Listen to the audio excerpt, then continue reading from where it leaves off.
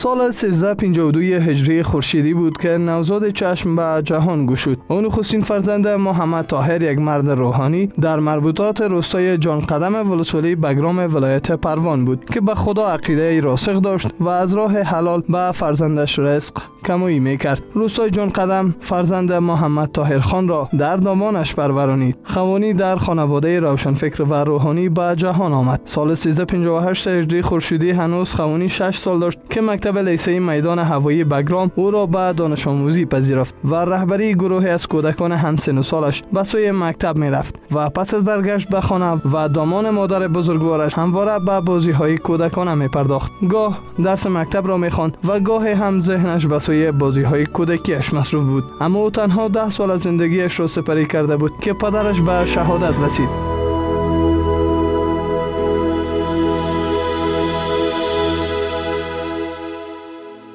دیگر دل خوانی از مکتب گرفته شده بود. او 10 سال داشت که در کنار همسن و سالانش به فرماندهی گروهی از کودکان میتاخت. او از همان آغاز فرمانده و رهبر بود. گاه با غولک و گاه هم با چوب درختان با دوستان کودکیش مصروف بازی‌های نظامی میشد. از زمانی که دست و چپ راستش را شناخت به بازی والیبال علاقه‌مند بود.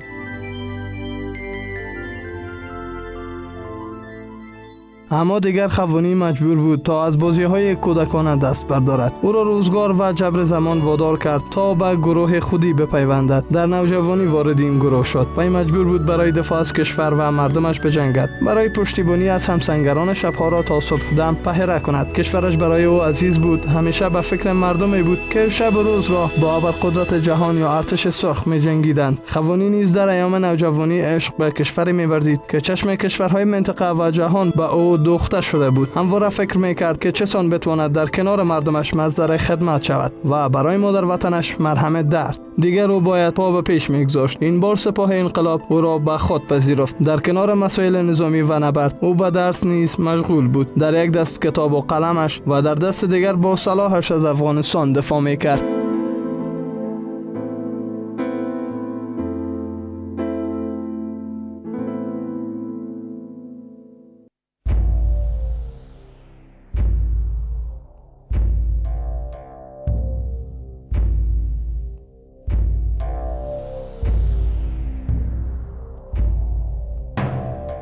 در سال 1364 هجری خورشیدی خوانی طاهری به سمت دریم بریدمن در ریاست عمومی اداره 5 وزارت امنیت ملی در زمان دکتر نجیب الله توظیف شد. دیگر او یک نظامی عیار و مرد با تدبیر در میدان نبرد بود. خوانی 5 سال از عمر عزیزش را در این ریاست سپری کرد. پس از سپری شدن 5 سال دیگر او باید به سمت‌های جدید گماشته می‌شد. سمت جدید، مسئولیت جدید و تلاش و پشتکار شبانه روزی که خوانی از خود در میدان نبرد نشان داده بود، این بار وی را به عنوان فرمانده معرفی کرد. کندک 625 جلوی ویژه 055 چشم برای فرمانده جدیدش است. مرد نبرد و خستگی ناپذیر. وی در این سمت خوش می‌درخشد و در کنار سایر نظامیان پیشین افغانستان مصروف خدمت است. شهامت و ارادمردی او هیچگاه در برابر فراز و فرودهای زندگی و مبارزه در برابر دشمنان وطنش او را خسته نکرده است. و پیش می‌رود و به آزادی ملت رنجیده خود می‌اندیشد.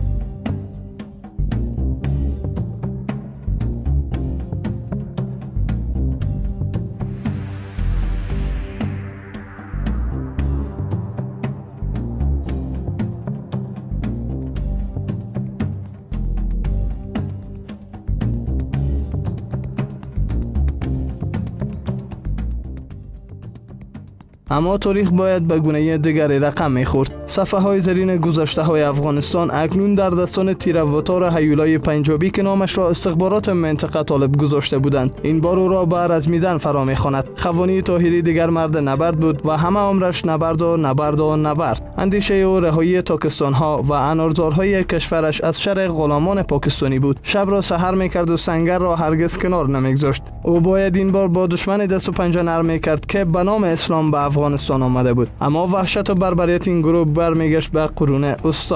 با حضور طالب که چهره منفور در تاریخ کشور پنداشته می‌شود، از سمت فرماندهی کندک 625 کنار می‌رود. او دیگر باید با فرماندهی کندکش که خیلی آن را عزیز می‌داشت وداع کند و باید در کنار مجاهدین سربکف و آزادگان افغانستان بپیوندد تا طالب را در هم بکوبد و برای مردم رنج دیده‌اش آرامش و صلح را به ارمغان بیاورد.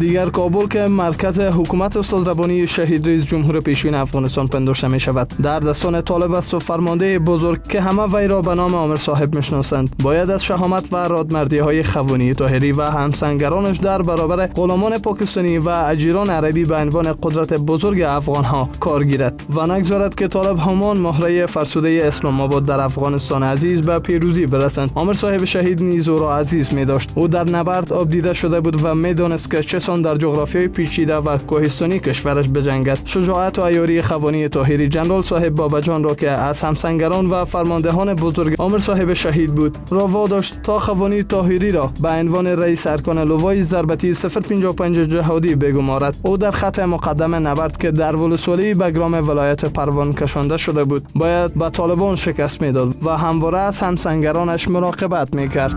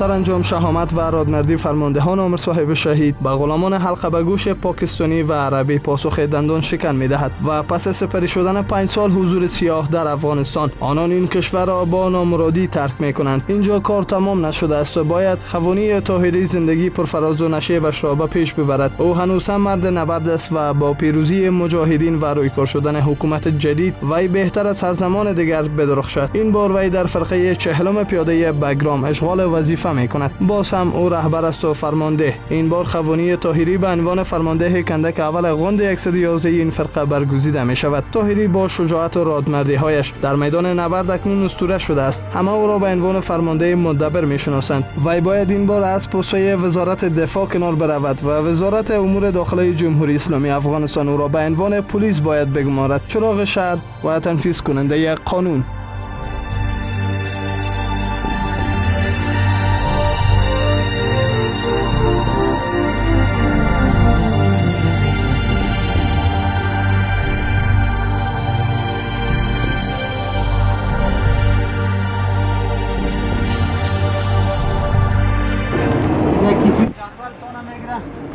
این مشکل پوسته تا خزنگاه سنگر و جبل گرگان حل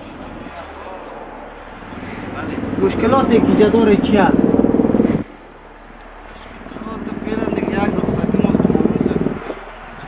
یک رخصتی شما را 15 نفر من میشه جابجایی کردم.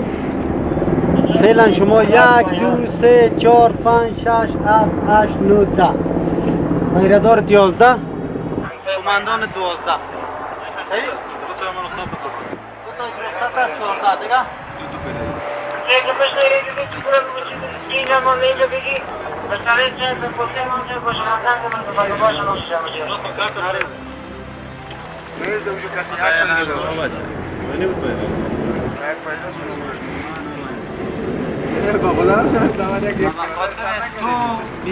تو میگه تو میزنم که مطرح کمک کنم من نفر جگرم کم که روز خدا باتو نگوییم از تو پت کنیم خیلی بکی بگوییم 14 شما هستید دویت خانه است 12 نفر بنده تو پیدا کنید قرابانتون قایم کنه سیما بند کنه شوی کنه شا آنوی را دینی مسیر قرار استاد کنه یک سیم جر دگام دونو حلقه پرته حال دشمن نهایی کوشش میکنه فقط چیز بکنه در دروازه ده خدا غافل بسازه در روی پوسته برسن پوسته زرنه شما در دروازه رو مدراکه زده در دون دروازه که در دروازه داره با ویچه سرش فیب کده نمیتونسته یگانه چیزی که باشید بیدار باشید غافل نشید دشمن نیست که ما او روزانه گفتم که 100 نفر 200 باشد یا سر تو حمله کنید تشناب رسید خرچت رسید نونت رسید اوت رسید صرف مسئله کمبود پرسونل ما گپ زدیم ما شفر دادیم که وقت ما پوره شده 3 ماه شد 2 ماه شد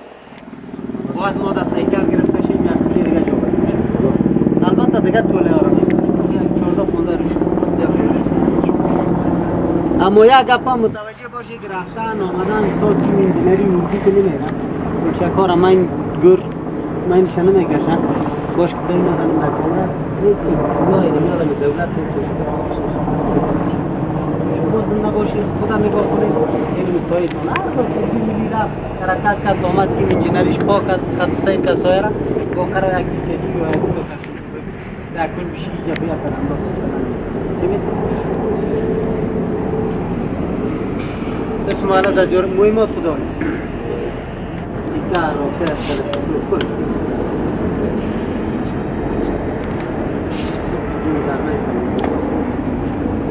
دیگه داشکه اونو بخشتان روی کردم یک تا داشتید هیچ چما نداشتید 2 تا داشکه 4 تا داشکه در کندک آوردن که 2 تا شده طوله شد ما بریخی پلان دارم باش که نگه بزنیم شفر دادیم که اگر چیز شد زرنه یا ما بکشید بیارم در ملیخی لبو برم در زرنه کشید داشکه تانم بگیرم بیاره دم پوسته 4 پوسته دست خودتان یک رخصت به جای نره غیر حاضری نکنه یک سر دیگه اندیوالایتان فشار میاد زحمت میاد به جای نگرده از کنده کرده به خدا اجازه یک ذره بیدارخوی کارد اگر مشکل می باشد دیگه می باشد روز قرار تاخیرتان از دیگه دیگه هم 2 تا پیردار باشه دیگه اما از طرف 6 نفر نوبت کنید 2 گروه 6 تا 1 بجه شب باشه 6 تا دیگه یعنی دو پیره تکانه کنه که چه کلان است پوسته شما کلان است و قدر چیزی نمیشینه سوی اطراف دور است دیگه پوسته ما پتی و رز دزر نه که جور کنه هزار سایه که دم ارمیده میخوریش از اینجام دی از اینجام هزار پرتش یعنی چند روز است که این پوسته را ما کشیدیم گفتیم پوسته را ایلا اطراف پوسته شمشون برای کرم از این پوسته را صد را که میزنه بزن شما مامی گپ اومده شما اطراف پوسته تان کن اگم میدیده که وقت جنجال میشه گپ میشه شما ضرور نیست که بیرو بره این بلنداشایتان بهترین بلنداش هیچ کار نمیکنه جای را که داره بشتا دو داره آوان هست همه چیزا نان تاوت خرچت کل جور است صرف فرزینت هم مشکل داره شما کم هستید شما تا 12 تا 15 تا اگر روتیشن کردیم تبدیل کردیم کل کنده که بردیم دیگه کنده که اومد یا وجه شد بگم اگر نه که نکردم روتیشن نفر اگمال هر پوسته شما حداقل 20 نفر 18 نفر باشه در 18 نفر 2 تا رخصت باشه 16 دیگه موجود 15 خواست پوسته هیچ کم نباشه همین کارم هم میکنم من سبب تشتم یا تبدیلی یا پوسته جور کردن یا نفر دیگه خواهم به خدمت نیست مرم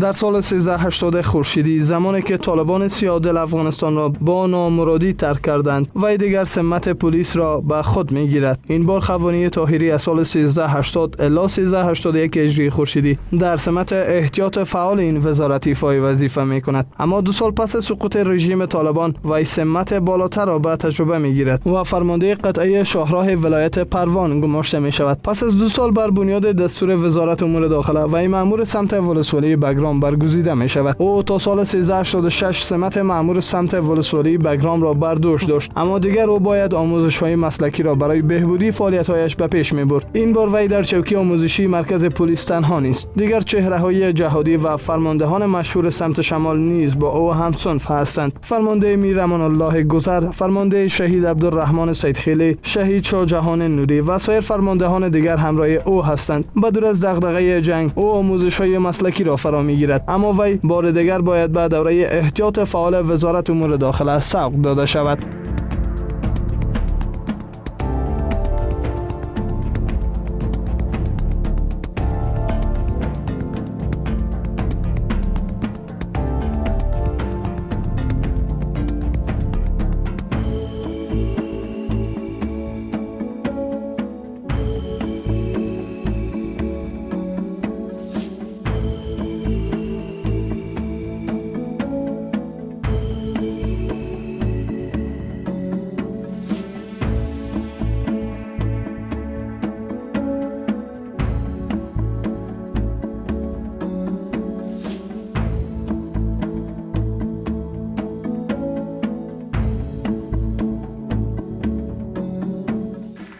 هیچ گپی سرتون نم کار بشنوی اینجا رو بلند کن بوجی بچی باوته اینجا رو باوته اونجا رو باوته اونجا رو سرش ترپال کش کن این داشکیت خودش میگن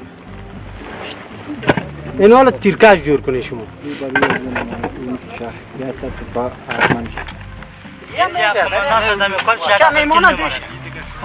داخل اتاق تا میزنه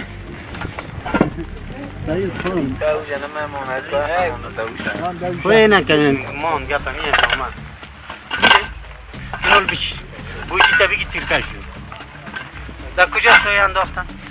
آنه یکی کتسانگو هست کتسانگوش کجا؟ آنه سوی بری تپا کنم بیار بویی بچیم جای موزی جور راو از جایی که انداخت کنه دیگه میشه موزی راک حالا زدست کجا رو بالا کنم یک نفر جستاش پایین بچین یک تن بچین در تو میمانم که تو بچی که چه رقم میکنی هر جایی که موزه کارداری نال بچی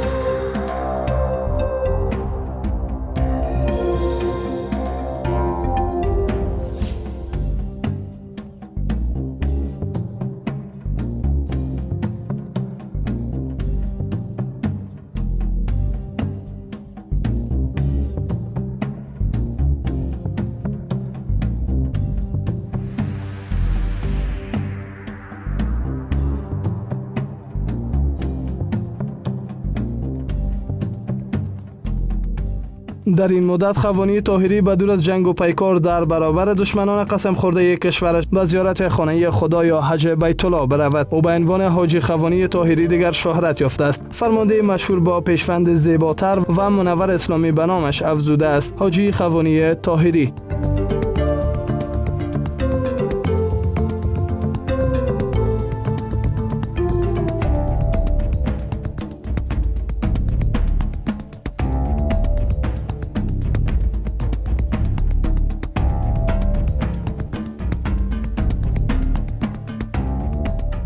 پس از 2 سال سپری کردن دوره احتیاط فعال وی بار دیگر به صفوف پلیس ملی میپیوندد. این بار وزارت امور داخله با امریه شماره 408 مورخ 26/2/1388 در بست سمونیار به عنوان آمر اپراسیون کندک دوم لوای 4 ریاست عمومی امن و نظم عامه گماشته می شود. او پس از سپری کردن 1 سال در این سمت به سمت بالاتر برگزیده می شود و برای دومین بار در دوره پرفراز و فرود زندگی نظامیش به عنوان رئیس ارکان کندک 7 لوای نمبر 1 ریاست عمومی امن و نظم عامه گماشته می شود. او که مرد و نبرد و با تجربه این ریاست شده است، فرماندهان نیز او را به سمت‌های بالاتر می گمارند. این بار وی به عنوان فرمانده کندک 7 لوای اول نظم و امن عامه برگزیده می شود. او به تمامی ولایت‌های ناامن فرستاده می شود، ولایت‌هایی که هنوز هم از تهدید طالبان و القاعده رهایی نیافتند. او باید از اندوخته‌های نظامیش استفاده کند، فرصت‌های صلح، ثبات و آرامش را برای شهروندان همان ولایت‌ها هدیه کند. از نبرد گرفته تا راهنمودی نظامیان امن و نظم عامه در این ولایت‌ها در اولویت‌های کاری حاجی خوانی طاهری قرار گرفته است. سرانجام او به سمت بلندتر دیگر دست می‌یابد و بر اساس امریه شماره 7020 مورخ 6/11/1392 هجری خورشیدی وزارت امور داخله در سمت ملپاسوالی به عنوان فرمانده لوای نمبر 1 امن و نظم عامه تعیین بست می‌گردد.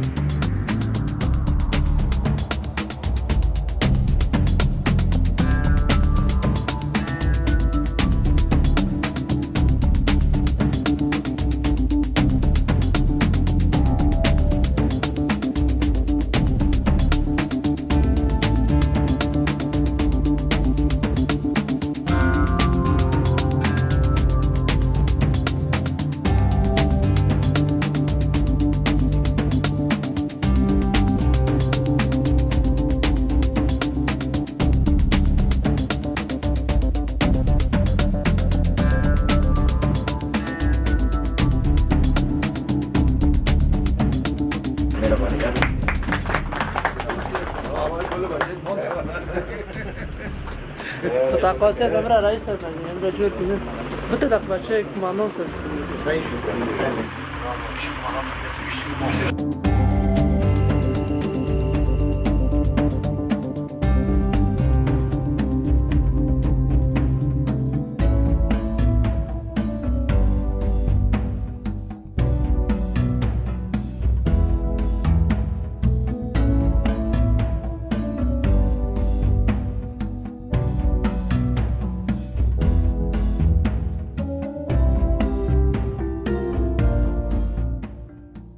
الحاج خوانی طاهری به ولایت‌های چون غزنی، میدان وردک، لغمان، نورستان، قندهار، جلال آباد، هلمند، پروان، کاپیسا، کابل و دیگر ولایت‌های کشور به عنوان فرمانده و تنفیذ کننده قانون فرستاده می شود. مرد نبرد و تدبیر.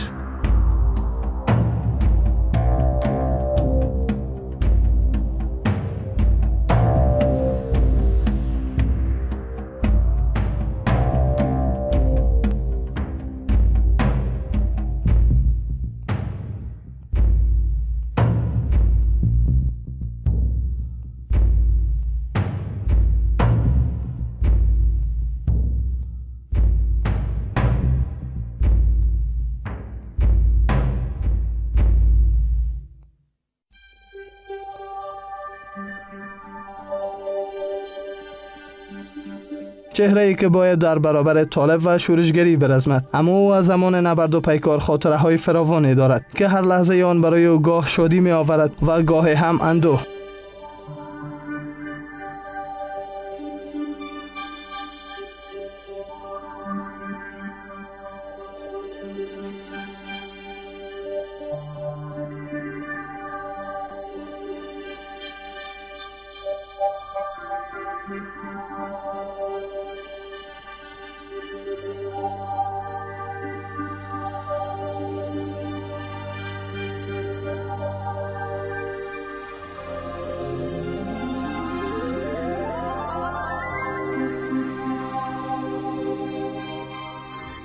آنگاه که مناطق از شر افراطیت رهانیده می شود، خوانی طاهری خرسندتر به نظر می رسد، زیرا او با آرزوی دیرینه خود دست می یافت. اما آنگاه که همسنگران و زیردستانش در برابر شورشیان شهید می شدند، اندوه سراپا او را فرا می گرفت.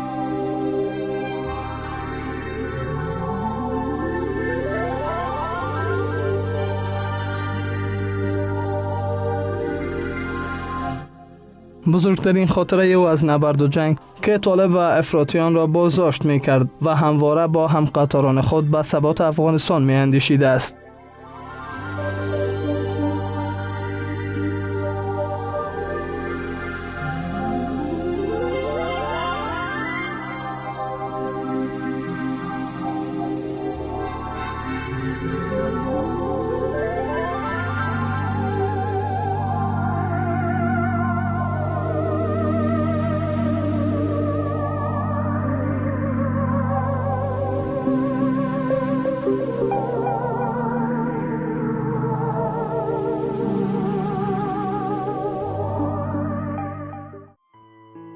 الحاج سمونوال خوانی طاهری در زندگی فردی نیز همانند کارنامه‌های نظامیش با تدبیر و مرد صاحب فکر است. طاهری صاحب 8 فرزند است، 4 پسر و 4 دختر. بزرگترین فرزندش 20 سال دارد و کوچکترینش 2 سال. فرزندانش نیز همانند پدرشان در حفظ و نگهداشت وطن علاقه دارند. او به عنوان پدر مهربان به دور از میدان نبرد با فرزندانش به مهربانی برخورد می‌کند و در آموزش و پرورش تمامی کودکان خود از هیچ سعی و تلاش دریغ نمی‌کند.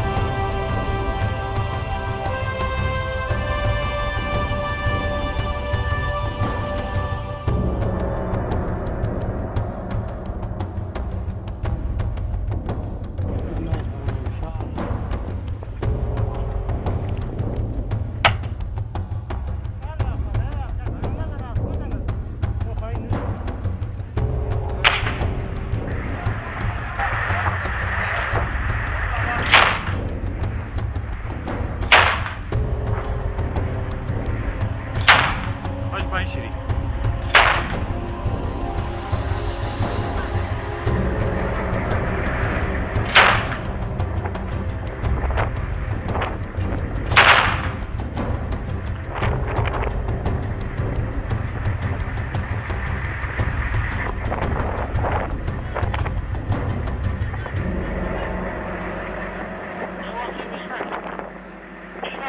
بودن ما پاک به خاطر دی قول شما را استاد کردن که ما شما از اینجا به خیر حرکت میکنیم میریم. در حرکت ما شما از این نمیشه که سر ما شما جنجال است تا غزنی. ما این در راه است کمین در راه گرفتین برای ما ریموت شاندین هر رقم مشکل است. خوب گپ گرفتین. اینمی مردم، اینمی پلیس، اینمی کسایی که تنظیم است، هر قماندان شبکه کسی بیرایی میرایی نکنه.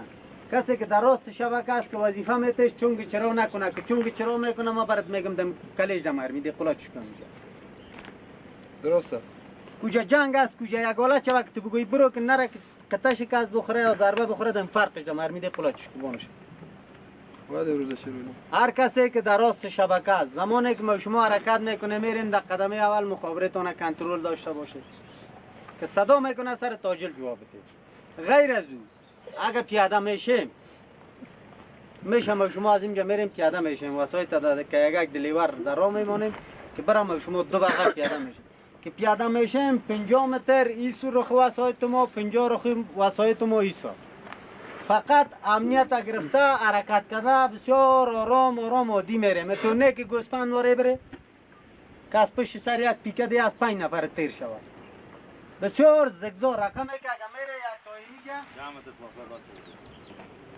یک تا 10 متر اونجا یک تا 10 متر اینجا یک تا 10 متر اونجا بسیار رقم دیگه مرمی تجهیزات چانته راکت شرید پیکت در موترت نباشه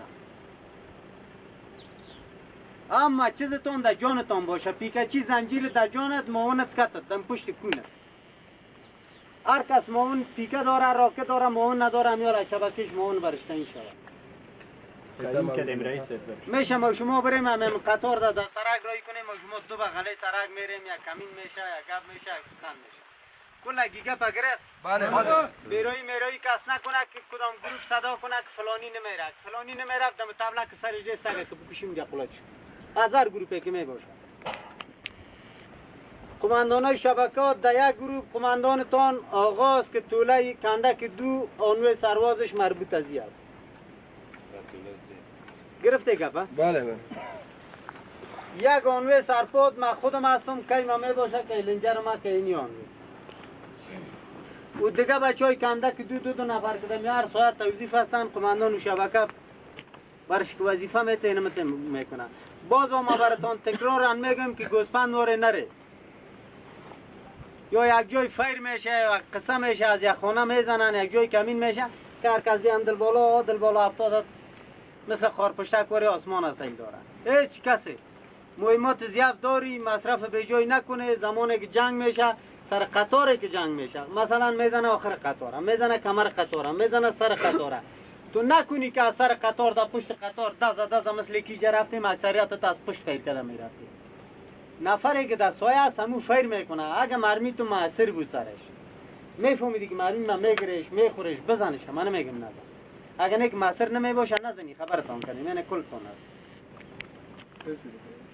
کل اگه گپ گرفت هیچ کس کدام مشکل گپ کسی نداره بزدل ترسو گویی را در کون آنوی بخوانه هر کسی که است هر آنوی شما 8 نفر شده 9 نفر شده 8 نفر اونمو آنوی 4 تا استقامتش 20 متر 50 متر فاصله تا زمان یک جای حرکت میشه یک جای تا میشه باز جنگ میشه باز حرکت میشه باید بتونی که آجل دانویت یا موترت خود رسانده جابجایی کرده بتونی گپ فهمیدیم شما هیچ کس کدام قصه گپی نداره مرمی سلاح تجهیزات کلتان جور است مرمی زیاده کندک دو توزیع کرده 20 مرمی چی کرد از امانوی سرواز شما کی است قماندان از کندک دو تو هستی کی از بچه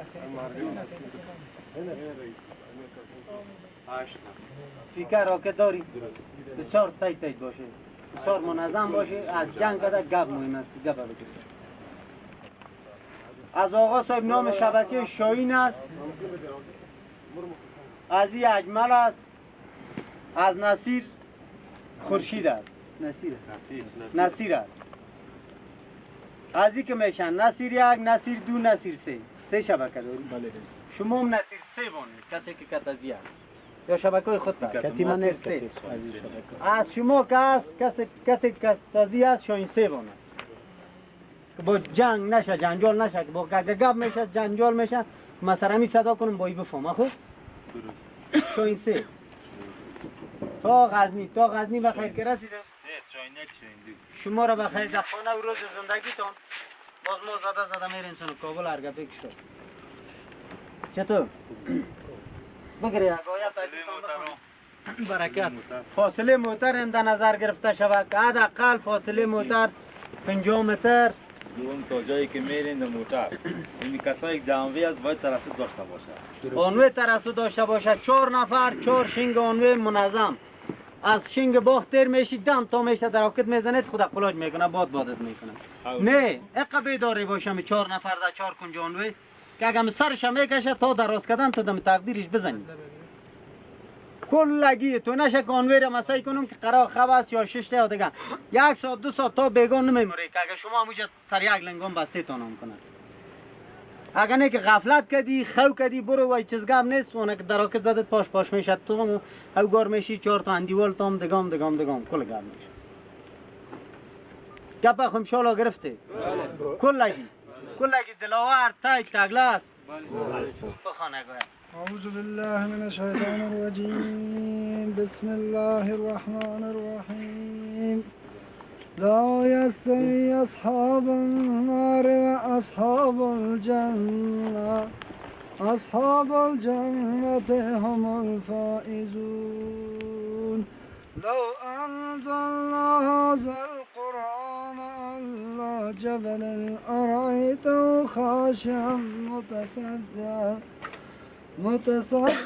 من خشية الله وتلك الأمثال نضربها للناس لعلهم يتفكرون هو الله الذي لا إله إلا هو عالم الغيب والشهادة وشهادته